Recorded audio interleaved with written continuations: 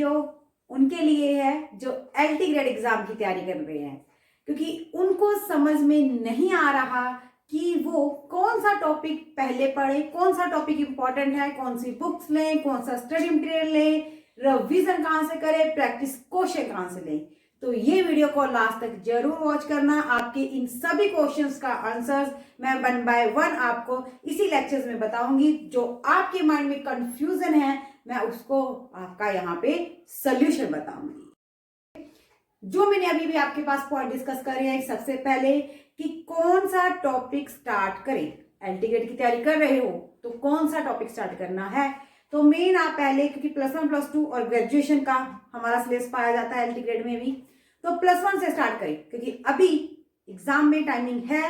तो +1 के टॉपिक से स्टार्ट करें। ट्रिग्नोमेट्री स्टार्ट कर सकते हो, कॉम्प्लेक्स नंबर स्टार्ट कर सकते हो आप, चाहे मीन मीडियन मोड, स्टैटिक्स वाला, जो भी टॉपिक आपको पहले मन करता है, लेकिन स्टार्ट आप +1 के टॉपिक से करो। ठीक है, पहले उन टॉपिक्स को पढ़ो, चाहे टॉपिक आपको इजी लगे चाहे डिफिकल्ट लगे। अगर डिफिकल्ट लगा तो ऑब्वियस है पढ़ना ही पढ़ना है ना यहाँ से। अगर इजी टॉपिक भी है तो ऐसे नहीं छोड़ना भी टॉपिक इजी है छोड़ो ये बाद में कर लेंगे, नहीं, प्रॉपर ले में उसको आपने पढ़ना है।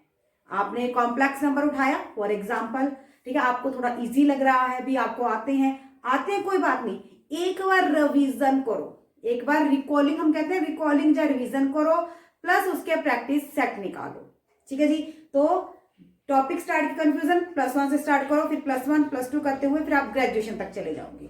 एक टाइम टेबल बनाओ कि इतने ही दिनों में मैंने ये टॉपिक खत्म करना है तो करना है। ये ना हो कि कॉम्प्लेक्स नंबर स्टार्ट किया उसको महीना ही चला रहे हो।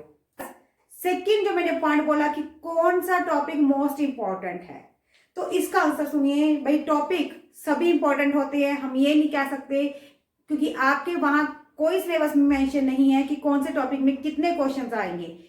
एग्जाम में वेरिएशन चलती रहती है, ठीक है ना, किसी भी टॉपिक में से कम डाल देते हैं, किसी में ज्यादा, और कोई कोई टॉपिक हो सकता है वो उठाए भी ना।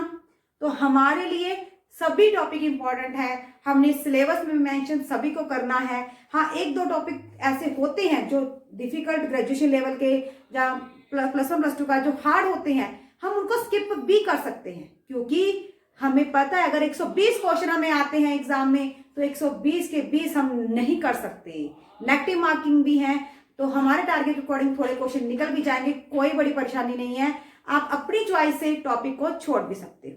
ठीक है जी, थर्ड पॉइंट आ गया हमारा, कौन सी बुक से पढ़ें।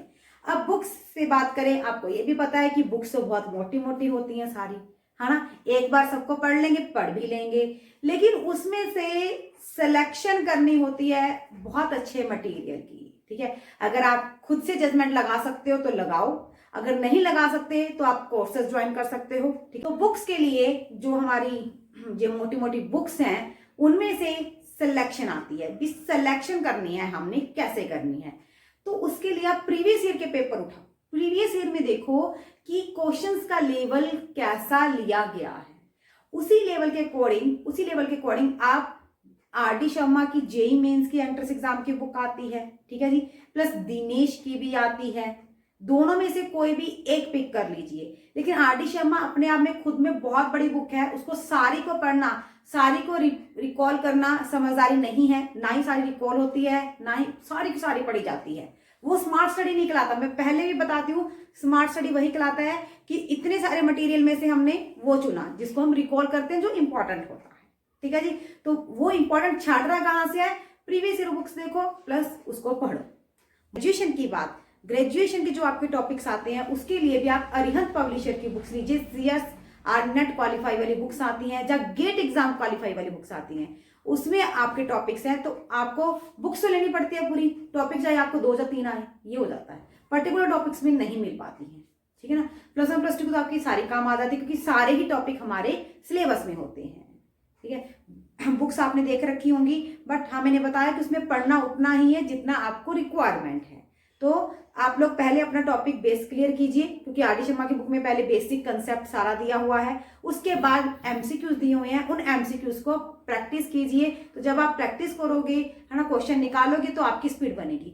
और प्रैक्टिस एक बार करके नहीं छोड़ने, मान लो एक बार कॉम्प्लेक्स नंबर आपने पढ़ लिया, आप नेक्स्ट चैप्टर पे मूव हो गए, आप नेक्स्ट पे मूव हो गए, आपने 5 से 6 चैप्टर कर लिए। 5 से 6 चैप्टर करने के बाद 6 चैप्टर की दोबारा से एक बार रिवीजन जरूर दीजिए, ठीक है। 5 चैप्टर करने के बाद दोबारा से कॉम्प्लेक्स नंबर पे आगे, अब आपने सारा नहीं पूरा डिटेल में पढ़ना, अब आपने सिर्फ एमसीक्यूज ही करके देखने हैं कि आपसे सारे एमसीक्यूज बन पा रहे हैं। तो ऐसे आप अपनी रिवीजन को साथ में साथ चलाना है, ठीक है। रिवीजन को साथ के साथ चलाना है। स्टडी मटेरियल कहाँ से ले, ये क्वेश्चन देखिए ना, स्टडी मटेरियल कहाँ से ले। देखो भाई, स्टडी मटेरियल कहाँ से ले, बुक्स का मैंने बता दिया, वो तो ऑब्वियस बुक शॉप से देख सकते हो। और प्लस आपको पता है कि यहाँ यूट्यूब पे भी बहुत सारे टीचर्स हैं जो टाइम टू टाइम एमसीक्यूज करवाते रहते हैं, हम भी करवाते रहते हैं। एक तो आप वहां से भी आपको हेल्प मिल जाती है, क्योंकि हम लोगों ने क्वेश्चंस ढूंढ ढूंढ के आपके लिए लेके आते हैं, तो एक तो वहां से हेल्प हो सकती है। सेकेंड थिंग, आप लोग वेबसाइट्स पे, है ना, गूगल्स पे, नेट पे भी काफी डाले होते हैं, वहां से भी प्रैक्टिस ला सकते हो। टेलीग्राम चैनल्स हैं, टेलीग्राम चैनल्स पे काफी कैंडिडेट हैं जो पीडीएफ को शेयर करते हैं, तो उनसे आप प्रैक्टिस कर सकते हो, ठीक है। स्टडी मटेरियल के लिए आप 3 तो ये सोशल मीडिया को अपना सकते हो, बाकी आप अपने जो भी लोकल में किसी की भी शॉप है वहां पे आपको आराम से बुक्स मिल जाएंगी, तो बुक से ही हम अपना स्टडी मटेरियल को कंप्लीट करते हैं नोट्स बना के। क्लियर। रिवीजन, नेक्स्ट पॉइंट हमारा आया था रिवीजन। तो रिवीजन के लिए अगर हम बात करें, हमने पढ़ा तो उसको रिवीजन किया, प्लस अगर हम देखो कोर्स लेते हैं तो अलग बात होती है। कोर्स लेते हैं तो वहां पे हम पढ़ रहे हैं प्रॉपर। अगर आप कोर्स नहीं ले सकते, जो आपने ले लिया है, पढ़ लिया रिवीजन, तो आप एक टेस्ट वाला फंडा जरूर एप्लीकेबल करें।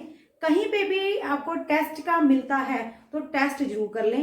रिवीजन आपकी उन टेस्ट के थ्रू हो जाती है, क्योंकि हमने पढ़ा, हमने ही रिवीजन किया, तो वो हो जाता है काम कि वही चीज हमने रिवीजन कर ली।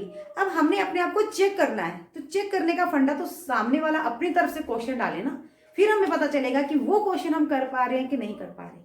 तो रिवीजन के लिए जरूर ये कोशिश करें कि आप टेस्ट को फॉलो करें, ठीक है। या तो आप अपने किसी फ्रेंड सर्कल के साथ अगर आप कंबाइंड ग्रुप स्टडी करते हो तो उसको बोल सकते हो कि मेरी इस चैप्टर में भी मेरा टेस्ट डाल दे, ठीक है। या फिर आप एनीबॉडी किसी ऑनलाइन प्लेटफॉर्म में बहुत सारे टेस्ट पड़े हैं, आप टेस्ट परचेज कर सकते हो, वहां पे टेस्ट दो, पर टेस्ट वहीं पे परचेज करना जहां पे आपके डाउट्स भी क्लियर हो, क्वेश्चंस के सोल्यूशन सारे हो वहां पे, ठीक है जी। तो क्योंकि क्वेश्चंस आपने कर लिए, मान लो 25 या 30 क्वेश्चन का एक टेस्ट था, उसमें से 20 क्वेश्चन आपको आगे 10 क्वेश्चन नहीं आए और 10 क्वेश्चन के कहीं पे सोल्यूशन भी ना मिला, फिर कोई बेनिफिट नहीं होगा, ठीक है। सॉल्यूशंस के साथ आपको टेस्ट मिले तो टेस्ट के थ्रू आप रिवीजन कर सकते हो, ठीक है जी। और फिर आती है लास्ट में रिवीजन में मॉक टेस्ट जरूर लगाएं, ठीक है।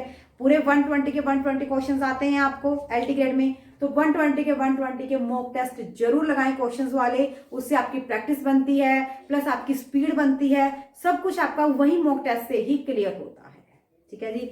और लास्ट में एक चीज जरूर कहना चाहूंगी कि जो मैंने ये स्टेप दिए हैं, अगर आप इन स्टेप्स को फॉलो करोगे तो आप सेल्फ स्टडी भी कर सकते हो, है ना, सेल्फ स्टडी से अच्छे से पढ़ सकते हो। लेकिन अगर आपके पास टाइम नहीं निकल पाता, सेल्फ स्टडी तो आप करते हो लेकिन आपका रेगुलरिटी नहीं बन पाती, किसी दिन बैठ गए, किसी दिन मिस कर दिया, तो बेटर रहेगा आप लोग कोर्सेज को ज्वाइन कर सकते हो, ठीक है जी। हमारे यहाँ पे भी कोर्सेज चलते हैं, तो कोर्सेज के लिए आपको स्मार्ट स्टडी जो क्लासेस हैं, स्मार्ट स्टडी क्लासेस वेबसाइट पे आप विजिट कर सकते हो। Thank you for watching this.